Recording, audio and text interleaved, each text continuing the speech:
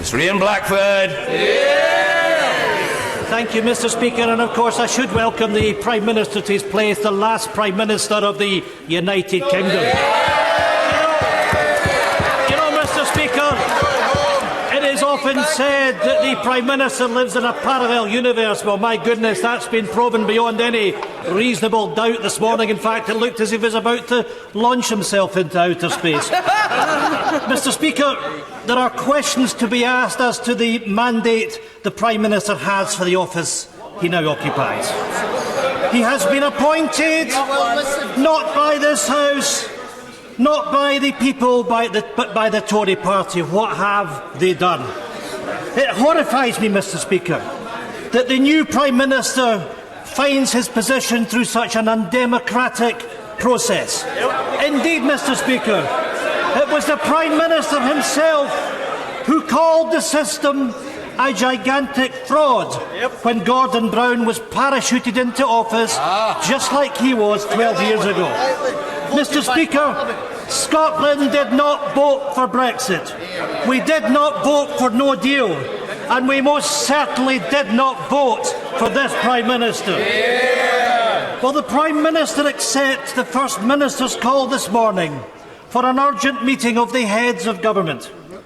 Mr. Speaker, Scottish Government analysis has shown a no deal will hit the economy hard, with a predicted hit to GDP of 8%, threatening up to 100,000 Scottish jobs. And just this week alone, we've seen the IMF, we've seen the CBI, the TUC, the food and drink industry, the British Chambers of Business, all warning of a no deal. The Office of Budget Responsibility have revealed that a no deal could lead to a plunge in the value of the pound and leave a £30 billion black hole in the public finances. What analysis has the Prime Minister made of no deal? Because when he was asked last week, Mr. Speaker, he had no answer. He wants us to drive us off the cliff edge, and he does not even know the impact of the damage it will cause. This is the height of irresponsibility. Economic madness driven by ideology. The Prime Minister supported by his new right-wing ideologues on the front bench. Mr. Speaker, a New Deal from Europe is the stuff of fantasy. Time and time again, Europe has made it clear the withdrawal agreement is not open for negotiation. Last night, Leo Varadkar confirmed once again it will not happen. Mr. Speaker, the Prime Minister has no plan. He is full of bluster, but the consequences of his fantasy land will have devastating consequences. He is deluded. Let me warn the Prime Minister now. Try to take Scotland, try to take the United Kingdom out of the European Union on a no-deal basis. We will stop the Prime Minister from doing so. This House will stop the Prime Minister. We will not let the Prime Minister do untold damage to the jobs and constituents of our country. Parliament will stop this madness in its tracks. The Prime Minister was elected by 0.13% of the population. He has no mandate from Scotland. He has no mandate in this House. Scotland has had a Tory government it didn't vote for 36 of the last 64 years. Mr. Speaker, the Barnett formula that protects spending in Scotland has been criticised by the Prime Minister, by the Home Secretary and the Foreign Secretary. Will the Prime Minister today rule out changing the Barnett formula, or is Scotland under attack from this Prime Minister? The whole internal Tory party crisis has been a democratic outrage. Scotland's First Minister has been clear that she's now reviewing the timetable for his second independence referendum. Mr. Speaker, Scotland will not stand by and let decisions be taken by charlatans on our behalf. And finally, Mr. Speaker, can I ask the Prime Minister, do the honourable thing. Call a general election. Let the people of Scotland have their say. Mr. Speaker, I thank the right honourable gentleman for his suggestion. I would point out that the people of this country have voted in 2015, they voted in 2016, they voted in 2017. What they want to see is this Parliament delivering on the mandate that they give us, and including him. And I take no criticism, Mr. Speaker. I take no criticism, Mr. Speaker, about my election from the party whose leader, Nicola Sturgeon, replaced Alex Salmond, as far as I know, without a vote. The Prime Minister said some may accuse him of hyperbole. I don't. I accuse him of getting his facts wrong. The First Minister, Nicola Sturgeon, was elected by the Scottish Parliament in 2014, defeating Ruth Davidson by 51 votes. Will he apologise for getting it wrong? Prime Minister! Well, I was relying on the very, very clear advice of a very distinguished colleague of mine. I will undertake, Mr. Speaker, to write to the honourable lady with further and better particulars about the dispute that seems to have arisen between us about that point of fact. Good evening, everybody. Welcome to Scotland at 7. I'm Gordon Ross, and my guest this evening is Peter Curran, who we will soon be coming to discuss. We'll be discussing the latest developments at Westminster. So in the opening clips, you were watching Ian Blackford and Marion Bell in a combative exchange with Boris Johnson in his first Prime Minister's questions and his statement, his first statement into the House as Prime Minister. Marion Fellows, I beg your pardon, correcting Boris Johnson and his assertion that Nicola Sturgeon had not actually been elected. I don't know where he got his information from, but it's very clear to all of us that Boris had been misinformed. Ian Blackford, again in also combative form, barnstorming performance from him, and I think possibly one of the high points of Ian Blackford's career as a politician could be that it might be Ian Blackford's last performance in this Parliament if things go according to the way we hope they will, and we do actually have a general election. So with me in the studio to discuss everything this evening is my special guest, Peter Curran. Good evening, Peter. Thank you for joining us this evening. Good evening. Having watched that clip with me there in the studio, Peter, I noticed that you were watching with some glee as Ian Blackford was delivering his speech. Well, I love Ian's style. You know, he combines what Boris manifestly lacks. He's got both sides of Boris. He's got a barnstorming, opened out, give it straight from the shoulder, but he's also backed up by hard, disciplined facts, and he's invariably courteous, which is more than we can say about Boris. It's certainly true for Ian Blackford. I've always seen him being, he's always mannerly to everybody, even when he's tearing them apart. Yeah. He's literally the kind of guy who could talk the hind leg off a donkey and then persuaded to go for a walk afterwards. What did you think of Ian's comments about Boris when he came into the chamber about welcoming what he felt would be the last Prime Minister of the United Kingdom? Well, I mean, I think obviously it can sound like an easy soundbite to make. There's actually a high likelihood that will be the case. You think that it's very likely Boris Johnson might be the last Prime very Minister definitely. of the UK? It might be in a variety of ways. I mean, he may meet his comeuppance in more than one way. One, there could be a vote of no confidence, providing the parties can get their act together and pick their time right. But I think we're also almost certainly at some point in the game, certainly within a year, heading for a general election. And I cannot see Boris or the Tory party surviving then. One other thing could bring him down, and that's his own party, because he's now boxed himself into a corner. I mean, I quote the very distinguished Financial Times journalist, the bureau chief of the Brexit for the Financial Times, who said Boris has boxed himself into a box so tightly he could be put under a Christmas tree. And he had to be reminded by Laura Kuenssberg that we hadn't got as long as till Christmas. Yeah. We've only got till 31st of October. So there's multiple threats to his premiership. And I'm sure, given his lack of vision, imagination, or any comprehension of any kind of reality, that I understand he's oblivious to all of them. And I'm sure you're right. I was speaking with somebody this afternoon, actually, on my Facebook channel, which I have, and we were talking about whether or not no deal Brexit was always the destination for Boris Johnson, and that all of this has been orchestrated to lead to this moment.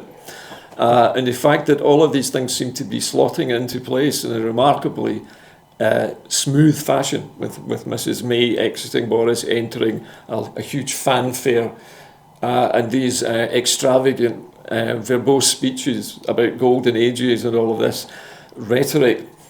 Do you actually think that Boris could achieve any of the things that he has been suggesting in his speeches today? No, that's the short answer. We have to remember Boris hasn't always been a Brexiter. I mean, Boris has flip-flopped on almost every conceivable question. Boris is basically a glib old Etonian, a journalist who made his name by simply selecting facts and distorting them to present Europe as some kind of mad regulation, mad group hostile to good old Britain. Boris is the kind of guy who stands at the roadside waiting for the right bandwagon to come along. And it doesn't matter a green damn which direction it's going in if he thinks it will take him to some level of power and income. So a political hitchhiker, you think, then? Yeah, Hitchhiker Guide to the Galaxy. In that sense. Well, Ian Blackford did say he lived in a parallel universe, and I think everybody seems to believe that Boris's speech was largely fantasy, and that many of the things he was proposing were not costed or in any way backed up by some kind of facts. They are what would you call them? There are things that he wishes to aspire to, but doesn't seem to have any of the funding in place or the political capital from his own supporters for some of these things. They look like they've been written on the back of an envelope somewhere. Well, he's a cross between Pollyanna, the young Yes. lady who thought everything would always turn out right in this, or the character, I forget his name, in Candide by Voltaire, who said everything is for the best in this most perfect of worlds, or words to that effect. Boris lives in fantasy land. I mean, he's been comprehensively demolished brick by the fine Irish journalist Fintan O'Toole. Fintan O'Toole, the Irish journalist, is very famous in the Irish Times. I have read his columns, and they are extremely... I mean, he wrote the book Heroic Failures very recently, and he's elaborated that in numerous articles. Boris and the press that supported him created a wholly unrealistic fantasy about the nature of Europe. In the play that recently was in BBC and dramatised the Brexit yes, campaign. that's the one with Benedict Cumberbatch. The head of whom, by the way, has now been crowned by Boris and his team. I've forgotten his name. Oh, yeah. But they basically, as somebody said, when did all this start? And somebody said it started 21 years ago of a steady drip feed of Daily Mirror type stories, virtually all of which were untrue. Yes. About prawn flavoured crisps. And the straight bananas. Remember that one? Straight bananas, brandishing the airing, etc. So he's consciously, as populists always do, targeted himself with easy sound bites at the most credulous, least informed sector of the population. And I don't like to be nasty to the Brexit voters, but that characterises most of them. Yeah, they don't look below the surface. They don't look at the facts. They see the soundbite and they go, "Oh, I agree with that. That goes along with my existing belief, so I'm going to support this," without any questioning of it. Yeah, I mean, the old logical description for it was rationalisation. You start with an article of faith assumption and you work backwards from there. How do I rationalise this into my belief system? Yeah. So that's his whole methodology. I mean, anybody who confronts him with hard facts and doesn't break into a simper or a grin at his deflection he starts the stammering and nonsense. I mean, Andrew Neil utterly demolished him in his interview because Andrew Neil had the weight and the clout and highly informed man. McNeil actually is a Tory, but he recognises what Boris is. Boris may be the death of the Tory party. I think, having watched Boris's performance, and actually I'm reading through part of his script here in front of me, I'll just quote one or two things that jumped out at me from it. And first of all, it's the use of the word mission, that this government has a mission, and he is fighting, he's talking about how wonderful Theresa May was, and how she was fighting modern slavery and tackling the problems of mental ill health. And I immediately thought, but that was the mental ill health that the Conservatives' policies caused in the first place by their sanctioning of people's benefits when they were sick, contributing to their mental ill health, and in many cases over 150,000 deaths and suicides caused directly by their policies. There's another thing which I think is interesting, and this is a timeline that Boris has asserted for this plan, this master plan, this mission. And the mission is to be completed by 2050. And by this time, he claims, it's more than possible, and I'm paraphrasing here, that the United Kingdom will be the greatest and most prosperous economy in Europe.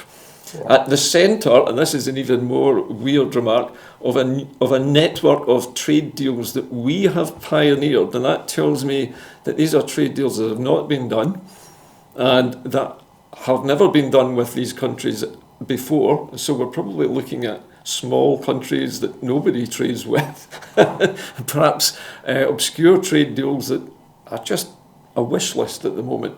What do you think of this so far? Well, I mean, the whole thing is built on fantasy. I'll give a simple example. All these trade deals, we've had a minister, Liam Fox, Indeed, devoted to trying to get them. He has got precisely nowhere. He's got a ragtag of little deals. The idea that Donald Trump, who shares a large part of Boris's psychology and idiocy, Indeed, in any way is going to sacrifice American interests, a guy who's made a virtue of America first, of a wholly insular approach. I will do what it takes to fulfill America's needs with no regard to the rest of the world. Or it's the idea that he's going to do Little Britain a favour on trade deals is ludicrous. I mean, the kind of trade deals Americans want to do is to railroad us in with the chickens that are chlorine treated, yes, and they want American meat. Our standards across the board. As for dealing in WTO rules, neither Boris nor a number of his cohorts, especially the ones he's now gathered around him, have the least clue about how the World Trade Organization operates. Yeah. And they don't seem to realise that the World Trade Operation has rules of its own. Yes. And rules that we are highly unlikely to be able to comply with. But all of that is fantasy, because he's in a position, he's set a deadline, which is something like 98 days away. It is. He hasn't even got the traditional 100 days of the new leader to function within. He set himself a deadline of a closed box. His whole premiership and his whole credibility rests on being able to deliver Brexit. Now, what he doesn't understand is the EU withdrawal deal was a deal reached with Theresa May.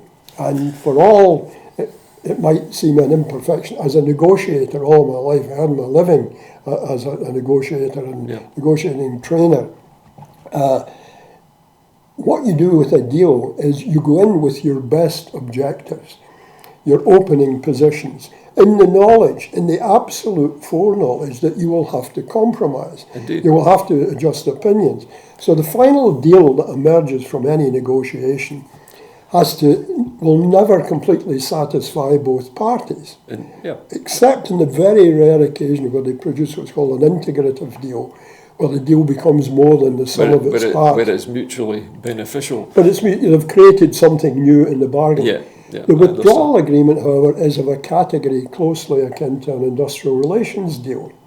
That the parties that do the deal, the front-end negotiators, are answerable to multiple principals standing behind them. 27 who have 27 countries of the EU and the entire electorate of Britain, the Tory party, the Labour party, the no parties, you name it. Yes. So a deal like that has to be in some way ratified.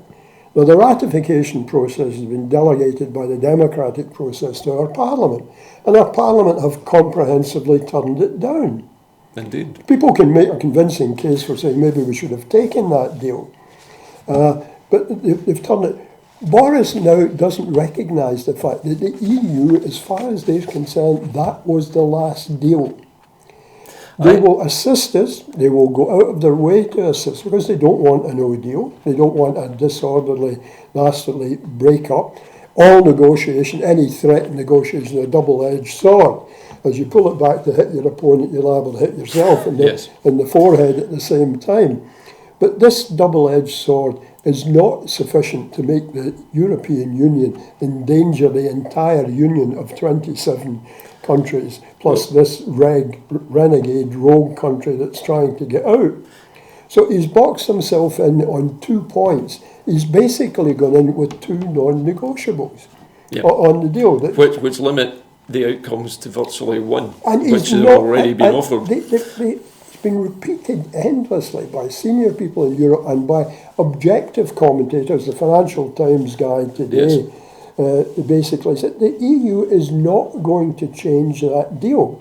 Well, they will try and find tweaks to wording that might make it more palatable to the Parliament, but given the extreme positions adopted by Boris in this cabinet, there's no chance of that happening. And with Nigel Farage offering Boris the chance of some kind of pact if there's a general election, we can see the way that the political parties are shifting themselves.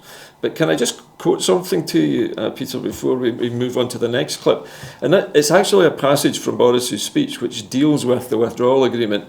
And if I just read this little part to you, the withdrawal agreement negotiated by my predecessor has been 3 times rejected by this House. Its terms are unacceptable to this Parliament and this country.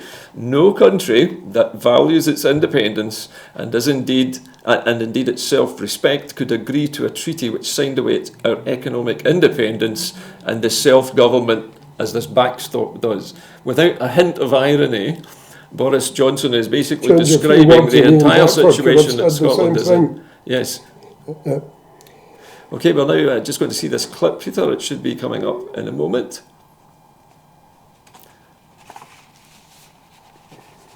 This country. No country that values its independence and indeed its self-respect could agree to a treaty which signed away our economic independence and self-government. And there we have it, in Boris's own words, that no country should agree to a treaty which binds them in this way. And yet, without a hint of irony, or perhaps deliberately, a provocative sentence to deliver in front of an SNP leader.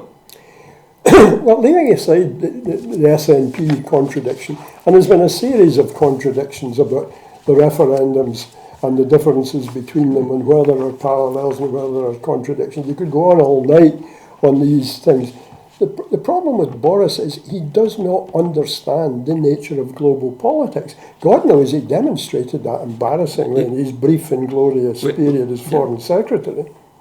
Well, he doesn't even appear to understand the intricacies of his own domestic politics, including those with Scotland. We have some other clips coming up here, which I'd like to show you, which include contributions from Joanne Cherry, Patricia Gibson and Patrick Grady, all of the SNP. I think we can see those clips now, Peter. So bear with us. Joanna Cherry. Thank you, Mr. Speaker. In 2012, when a majority of the members of the Scottish Parliament wanted to hold an independence referendum, his predecessor and friend David Cameron agreed the means to do so. Now that the same mandate exists, is he brave enough to do the same, or is he afraid he'll be the last Prime Minister of the United Kingdom? I think that the former Prime Minister, distinguished former Prime Minister, committed, and it was universally agreed that the event in 2014 was a once-in-a-generation referendum, and that's the way it should be. Gibson. Thank you, Mr. Speaker. I want to begin by thanking the new Prime Minister for all the good work that he is doing to make the case for Scottish independence. But for how long does the Prime Minister think he can honestly set his face against the right of the sovereign people of Scotland to decide their own future? Patrick Grady. Speaker, of course, the United Kingdom that people in Scotland voted for in 2014 as a result of his Brexit obsession no longer exists. So can he confirm that he is both familiar with and supportive of the principles of the claim of right for Scotland? Mr. Speaker, I refer the honourable gentleman the answer I gave several times already, which is the people of Scotland had a vote in 2014. They voted overwhelmingly to remain in the Union. They're absolutely right, and I see no reason to dissent from that view.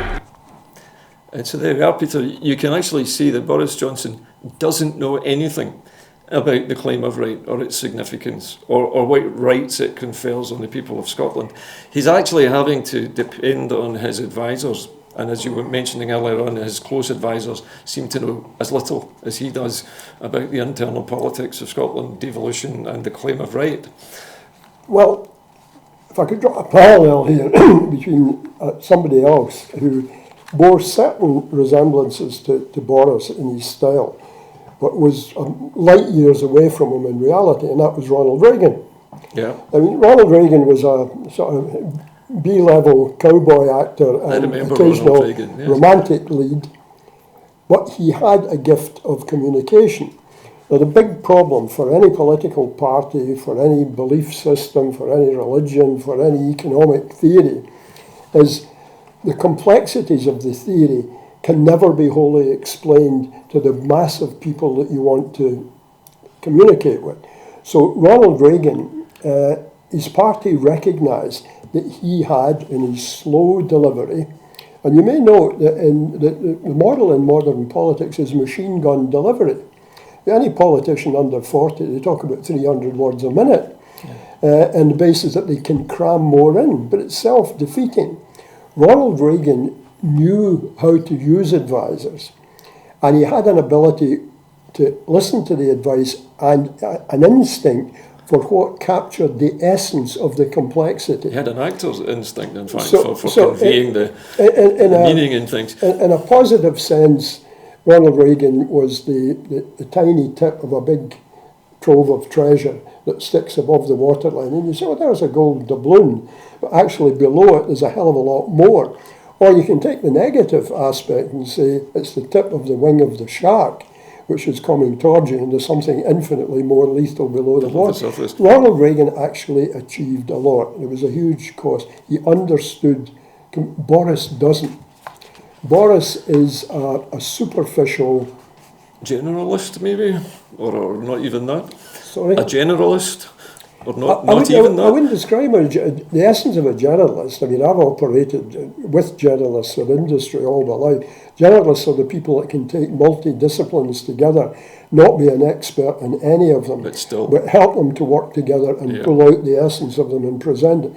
But Boris is an opportunist. Mm-hmm. People say he's a member of the upper class. He's not. As somebody said, he came from a sort of vague bohemian background, got into Eton, behaved like the classic old Etonian, come out and was fixed up with a job in journalism, was promptly sacked for lying, and was snapped up by the Telegraph, yes, basically because of his reporting, sort of Sun-level reporting, which shouldn't have been on a broadsheet on what was going on in Europe, and presented a completely poisoned, highly amusing but highly dangerous view of what he strikes me, I think, my own impression of Boris Johnson is he strikes me as like the Jeremy Clarkson of politics. Yeah. He has a big personality and a stage presence, and a persona that he's crafted over many years of tousling his hair and appearing to stutter and stammer when he's really temporising, because he doesn't know the answer to a question. So he mutters and stammers and then defers to somebody else for advice. And even in this speech that he's written, there are parts of this which I think are a highly questionable. One, a particular one, which I find the most disturbing, is his attitude to Ireland. And he claims that he does not accept the argument that the issues between between the EU and the UK and Ireland can be solved by all in part of the UK remaining in the customs union or the single market. And he claims, this is Boris, that the evidence is that other arrangements are perfectly possible. He never presents any evidence to back this up. And they're also perfectly compatible with the Belfast or Good Friday Agreement. Again, they're making all these baseless assertions with no evidence, but creating the illusion that there's somehow an electronic answer to all of these problems. Again, do you think this is just fantasy, or is there any truth behind this? Well, it's fantasy as far as the technical solutions are concerned. I mean, the claim has been repeatedly made and repeatedly rebutted factually that there are technical solutions just about to emerge which would solve the Irish borders. There are not. There are none at any remote stage of being near it. Did they think that people in Europe would be ignoring such solutions if they were there? Don't forget, everybody was caught short by the backstop. Neither the British government nor the European Union were aware how big an issue the backstop was going to become. And even at this point in time, there's a lot of people who don't wholly understand the nature of the backstop. To stop you on that issue, when I first heard about the backstop, my first instinct, or my first thought was the European Union has inserted this because if, as they correctly surmised, the UK has no plan and would crash out of the European Union without a deal, they needed to be able to protect the trading border in Ireland and to prevent any further fighting or violence. But also the backstop is a mixture of deterrent and bait. It is a thing to get the British government, if they did crash out, to come back and negotiate a trade deal, because a trade deal would be better than the backstop. I wouldn't wholly agree with that. I think the European Union is not being given credit for the degree to which they've tried at every stage to help the British come forward with some form of coherent strategy. I think the backstop was an attempt to aid Britain. Yeah. But what the European Union has demonstrated by this, and I hope Scotland, Wales and Northern Ireland and every country in the European Union see it, they are standing squarely behind their member state. Yes. They are not being prepared to see, and it's not based on the huge clout or economic weight of Ireland. They are part of us. They're part of the European family. And so they're defending them. And although the trading arrangements are vitally important to Ireland, the Good Friday Agreement is undoubtedly threatened by this. Yeah. I mean, I've worked briefly in Northern Ireland. I worked for a company, Goodyear, who had a plant in Northern Ireland. I remember that. It's now closed, halfway between Lurgan and Portadown. Yeah. Right in the hand of what's irreverently called bandit country. Okay. And I was there in 1969, Yeah. and you could have cut the atmosphere with a knife. It was that tense. And the border was the flashpoint for all of these troubles. People were killed at the border, shot at the border, bombs were laid. Yeah, it was the Berlin Wall in Northern Ireland, really, The whole wasn't essence of the European Union and its concept was to avoid armed conflicts based on arguments on trade and borders. That's the whole point of a borderless state. Now, what Boris doesn't understand, they don't understand it when they're talking about the Scottish referendum versus Europe, is Scotland is both a nationalist country in the sense of the nation of Scotland, but international in its outlook. Indeed. So it's international. It doesn't see the European Union as in any way a subtraction of the sovereignty of Scotland, because we're free agents to walk in or walk out, as the UK has just demonstrated. But the UK is now demonstrating Scotland is not a free agent in the agreement it voluntarily entered into 312 years ago. Yeah. I've just received another piece of information. This has just come out, actually, which is that despite Boris Johnson saying repeatedly during his Tory leadership campaign that all European citizens living in the United Kingdom had no fear, and he said it in his speech as well, it has just emerged now that he has no plans no plans for fresh legislation to safeguard EU citizens' rights after Brexit. So it was a big lie, basically. They will, of course, claim that he misspoke, but it now appears that was all nonsense, and that there really is no security for European citizens in the United Kingdom anymore. None whatsoever, and the behaviour of the British government has demonstrated that. I mean, like everybody else in Scotland these days, I regularly meet European citizens. I meet them because they come to the house and they do work for me. I meet them in the street, I meet them in cafes. European citizens were largely responsible for saving my life twice in cardiac arrest. I was talking to a very knowledgeable young European citizen in the last few days. I won't go into detail for fear of embarrassing. High-level professional. And she said to me, "Are our interests safe with Boris Johnson?" I said, "They are not safe with Boris Johnson, with the British government, with the Tory party, or with the Union. If you want a friend for your interests who will treat you as an equal human being and a fellow Scot, then you only have one recourse, and that is the two independence parties, the Greens, and I would include the ones that are not represented in the Parliament, the Scottish Socialist Party, Tommy Sheridan. All these people, for all their minor political differences, are committed to true equality. And any European citizen that thinks they have any interest of theirs going to be observed, least of all by this man and his cabinet, are deluded." I agree. Having read through the speech several times, every part of it that I'm reading addresses a different grievance that people have raised over the past 10 years with the Tory government. And according to Boris's speech, he's going to right every wrong. We have promises for 20,000 extra police within 3 years. We have greater powers for the police to use stop and search to help tackle violent crime, copying the approach of the Scottish government in crime reduction and ending the spate of knife crime.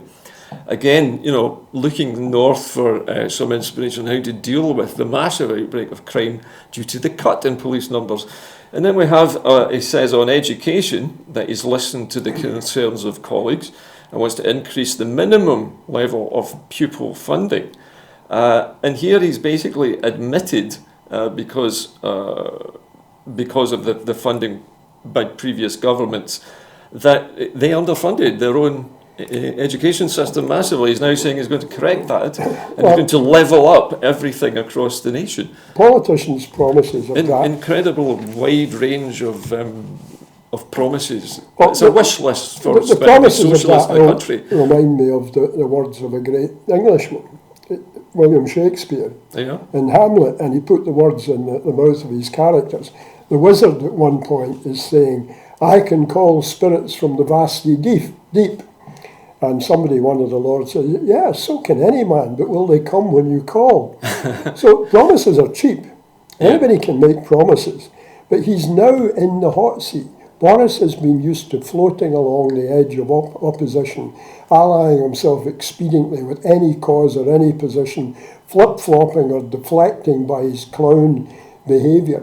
Now, forgive the expression, an old American hallowed by time expression, he's got to shit or get off the pot by the 31st of October, or the pot's going to be upended over his blonde head. Yeah, I agree with you. The use of words might be colourful, but I don't think in this show we don't tend to bleep out comments like if that. You work for American industry, they were There is another phrase which sprang to mind when you said that, actually, which was that shit floats to the surface, to the top. And while we're on the scatological theme, the other old American one is saying, "This guy can't tell shit from shinola," which is proprietary brown book polish that they have in America. He makes a comment here which I think sums the United Kingdom up, although he's claiming that he's going to correct this, which is that when he was a child, respectable authorities were asserting that our time as a nation has passed and that we should be content with mediocrity and managed decline. That's still true. This is not going to change. The United Kingdom has been in a managed decline ever since World War II, as far as I can see. People often don't understand that term, mediocrity. Gordon. Mediocrity is not what people think it is. Mediocrity is actually two words, medi and ocris. And it means somebody that's stopped halfway up the mountain. Not because they haven't got the capacity to go further, but because they just can't be bothered. They don't want to go further. Now, Boris Johnson doesn't have the intellectual... People say this guy's a great intellectual, this is all part of a grand strategy. I don't believe it for a minute. I mean, I've read some of Boris's works. I've read his novel, where he paints a character who's essentially his alter ego as a Churchill. And I've read, other things. The guy has not got the giant intellect that people say they have. They're projecting this onto him because they want to believe that the clown that they say is not the man that's there. I do believe a hard-eyed, self-centred, and the word has been used about a mendacious politician lies beneath it. But I don't think he has any brilliance. What I think he'll do is try and do a fast... soft shoe shuffle, or the vogue phrase is now a reverse ferret when he gets into trouble, but this reverse ferret won't be turned. It'll do what ferrets do best, run right up the trouser leg and do their worst. Yeah. So you feel, I think, like many of us do, that he's another Trump. There's a lot of empty promises, there's a lot of rhetoric, there's a lot of, in Boris's case, a lot of flowery language, unlike Trump who uses monosyllabic language. But essentially the message is the same. We're going to make the country great again. With such diminished resources. But he's now in the position which Trump's been in for some time, and that is he is forced to deny reality publicly by the day, by calling it fake news, by sacking experts that he doesn't like, by denying patent facts. I mean, the one there where he was challenged on it about the last referendum was what was promised to be once in a generation. Which is a lie. It's a down-the-middle lie. I've got the original statements, clips, I've put them up innumerable times. Yeah. Both Alex Salmond and Nicola Sturgeon said what I would have said, or anybody that said, historically, referendums in Britain have been a once-in-a-generation event. Yeah. But no politician can promise that. No politician can promise that there will not be another referendum, because a referendum lies in a demand from the people. The only reason we had the Scottish referendum was the demand from the people.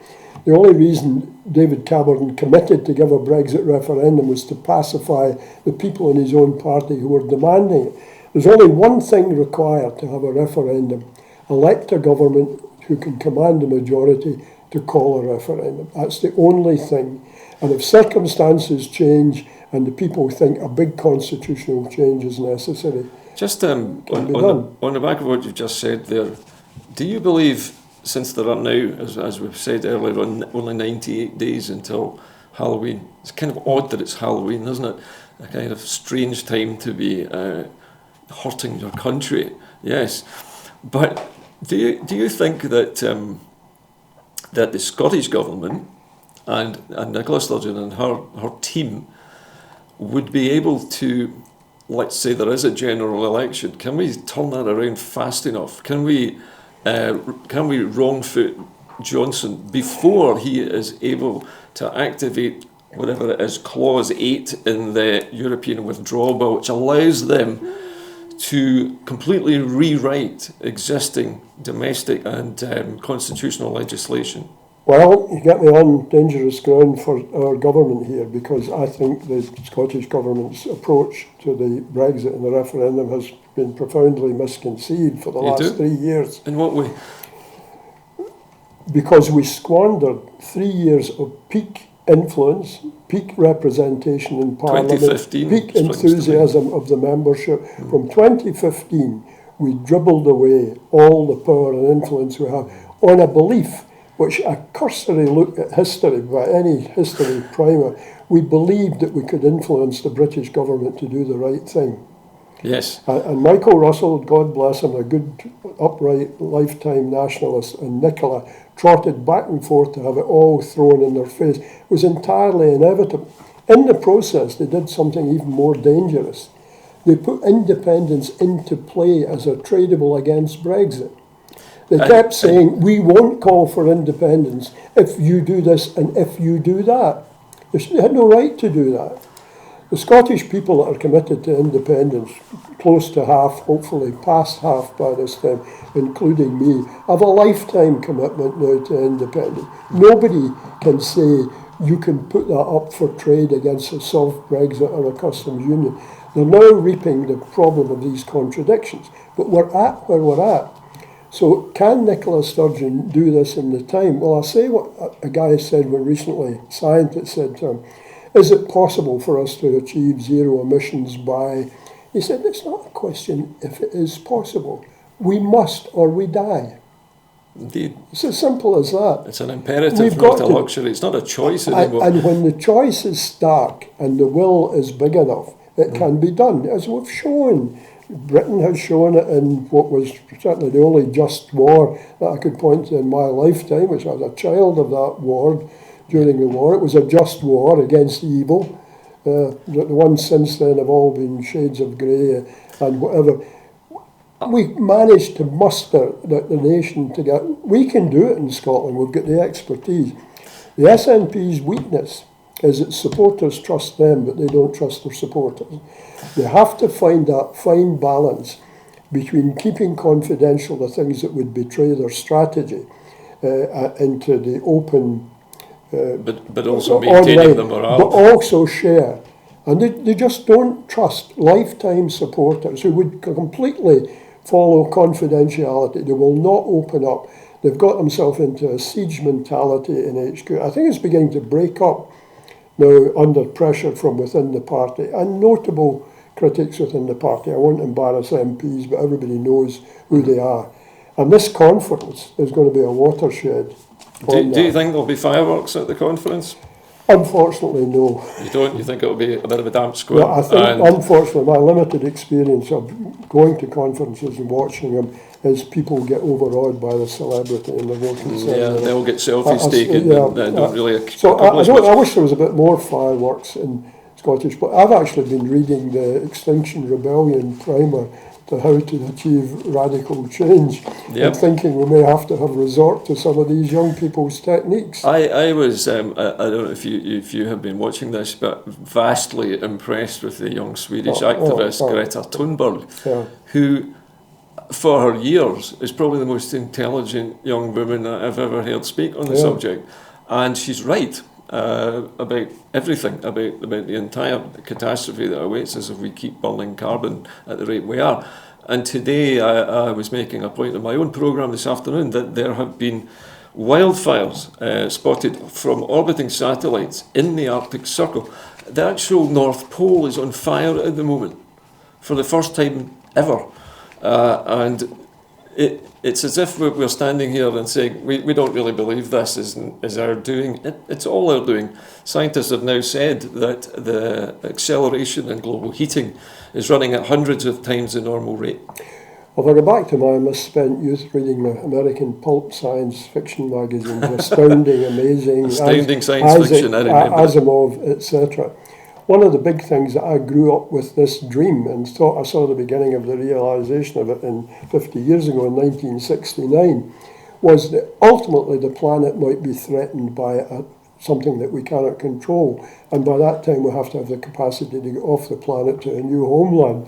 Unfortunately, I think that's got even less chance. Or even better is to be able to defend the planet from natural disasters like asteroid impacts and so on. If I had a choice and I had a dream, like Boris, I can have a dream too. Yeah. I'd like to see Boris impaled on the tip of a rocket to Mars. And he could go out like the guy, Captain, Colonel Kong in the Stanley Kramer film, who rode the bomb out of the chamber, waving his hat. That's Boris's ultimate fate. Boris will go down with the UK. Into chaos, unemployment and misery, waving his hat and saying, we can do it, be optimistic.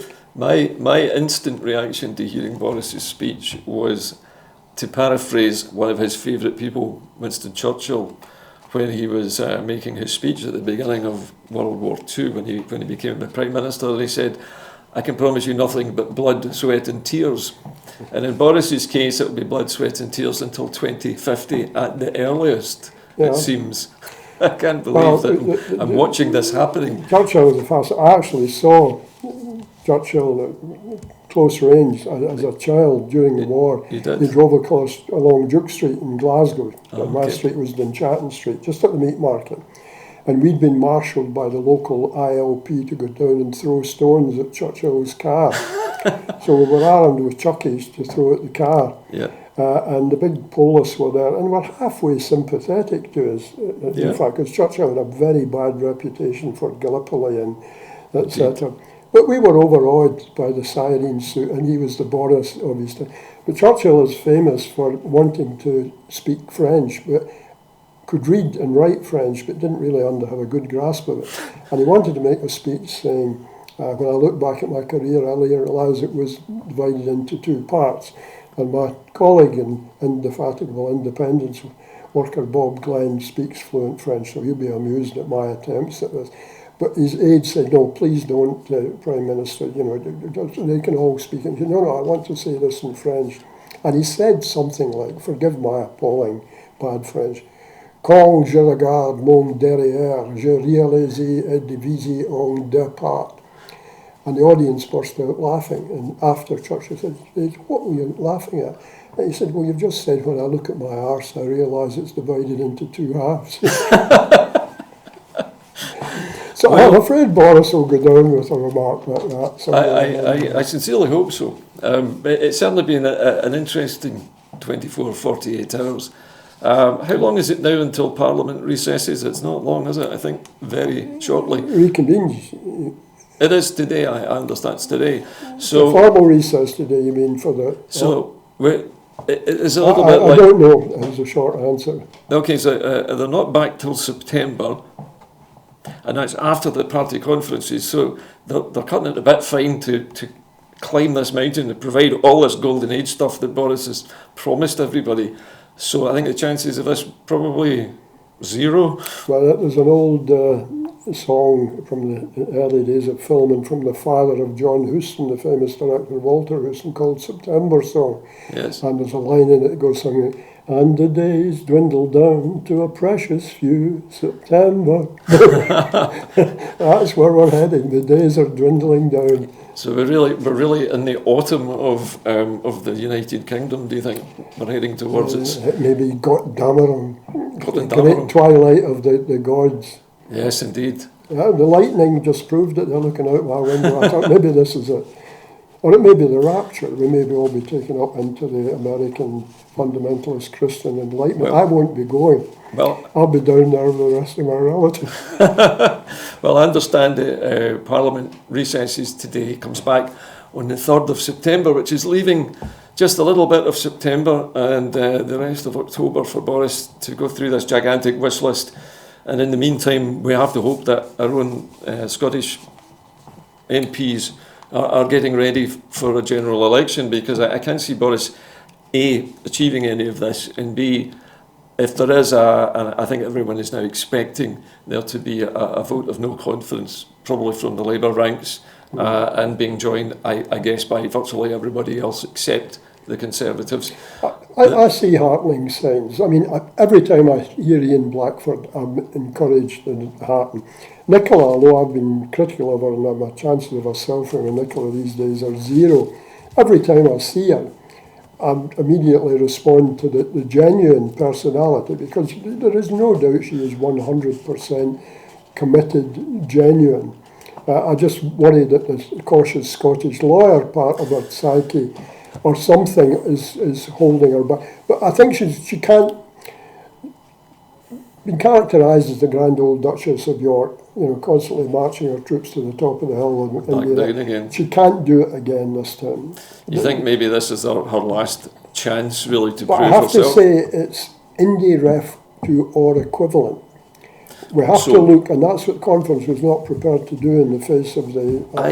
do you think, though, I had the impression that when Chris McElhinney and, is it Angus Brendan McNeill. Yeah, Angus McNeill came up with the idea of turning a general election into a plebiscite on independence or Brexit, that this actually should have been in the playbook of the SNP's strategy from the beginning. Well, it used to be, and I grew up with it as an article. Is it really not in the playbook? I don't understand that. No, if it had been in the playbook, Nicola was delivered the golden apple in 2015 with 56 MPs.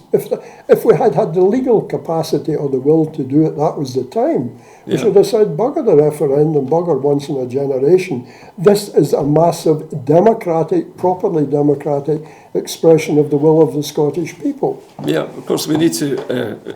You would need to insert that into a written manifesto in order to make it a legal. Nicola's dilemma, and I do recognise that the problem she has. She has the fate of a nation in her hands, and a nation half of which fundamentally disagrees with her, but they're still in her hands. Catch-22 has been remade, the film. Yes. And the catch-22 of independence politics is we were voluntarily part of a union which were told we cannot now choose to exit or even consult our people about whether they wish to exit. Nicola is trying to operate wholly within the framework of law and the government of that nation. At some point in the game, any independence movement, I'm totally opposed to UDI or the use of violence in politics. Indeed. I've seen what it can do. I've seen what it can do in my own family on the Isle of Ireland. I'm totally and utterly opposed to the use of violence, except in extremists, and which wars are always that. But we have to challenge the boundaries of the British state. We have our own legal framework. We have our own judiciary. We have our own education system. We control our own police. We don't control our own army. But the Scottish regiments, the Scottish police, the Scottish civil service will have roughly the same proportions of independent supporters to unionists within them. They try to be heroically objective and follow their respective oaths. Sooner or later, we have to challenge these boundaries, not in ways that are violent, but we cannot keep saying the 2014 referendum was the gold standard. It fell on our lap. It was given to us. It wasn't seized or got by us. It was given to us by David Cameron in a singularly ill-advised act. God bless him for it. Do you feel Boris Johnson is gifting us a second bite of the cherry with this? No, never. You don't? He would survive. I mean, even accidentally? He would have a vote of no confidence within a day if he tried to do that. Yesterday I watched a full interview conducted by Alex Salmond where he interviewed a chap called Reverend Stewart. I don't remember his name, but the Reverend Stewart of Wings Over Scotland. He's the editor of an online magazine which debunks unionist myths. And Stuart Campbell, I think is the name. Anyway, he was interviewing Stuart. It was a long, involved interview, and Stuart was asked by Alex Salmond if he thought that the only way to obtain independence in a way which would be respected by both the British government and other governments was to use the referendum with the so-called Section 30 order, which is supposedly a guarantee, but both parties will abide by the result. And he said he felt that that was the only way to do it, except that it had never been tested. And I think this is the crux of the matter. Whatever technique we use to vote for this, the result of it needs to be tested in a court outside of the UK, in the what do you call it, the International If we place our trust Court of Justice in the law for independence, we will fail to gain independence. The law comes in and ratifies what is already de facto independence. So in other words, any the look at the reality. history of independence, we talk about other countries respecting it. Other countries respect the independence of the United States, which was gained by a war of independence. Indeed. Other countries respect the independence of the subcontinent of India and Pakistan, which was gained by a long war of peaceful attrition, death, and God. We are now best pals until the backstop come up with the island of Ireland, which was gained by a long-standing guerrilla terrorist war and then a civil war within the Isle of Ireland. We now respect the independence of Kenya and the African countries, which were bought by burning people alive, throwing bombs in. We gave independence to the country of Israel, in spite of the Stern gang who blew up British citizens and British. Indeed. So independence is seized by people politically. The law's role is to come in and tidy up. So you feel that what we now need then is action and not more words? Absolutely. And we could maybe accused of operating sedition. We have a standing reproach to our independence on a hill in Princes Street in Edinburgh on a rock. Edinburgh Castle. It's owned by the Scottish Government, managed by Heritage Scotland and occupied by the British Army. Yes. And it flies the Union flag over it. I'm not suggesting we storm the crags. I'm certainly Maybe just surround it by civilians. We've got a number of things we can and should be doing. We should be paying regular visits to the Scottish office, just to offer them a cream bun from the outside and wave a flag or two. We need a whole series of it. It's a great pity, and I don't know the latest news, that all under one banner, an organisation and people that I admired hugely for doing a vitally practical thing, showing the will and the colour and the excitement and the peacefulness of the Scottish independent movement, that they're riven by factionalism. It happens in a lot of organisations. They get too big for the original. Well, there's a book that... Peter, I'm really sorry to cut across you here, but we're rapidly running out of time on the to programme go on tonight. long. Listen, it's been fascinating talking to you and to hear your views on this, as opposed to the ones I normally hear from politicians, has been extremely refreshing. So again, thank you very much for being a guest tonight. Thank you, Gordon. And for you at home and everybody here at the studio, it's goodbye from Scotland at 7, and I'll see you next Thursday. Bye now.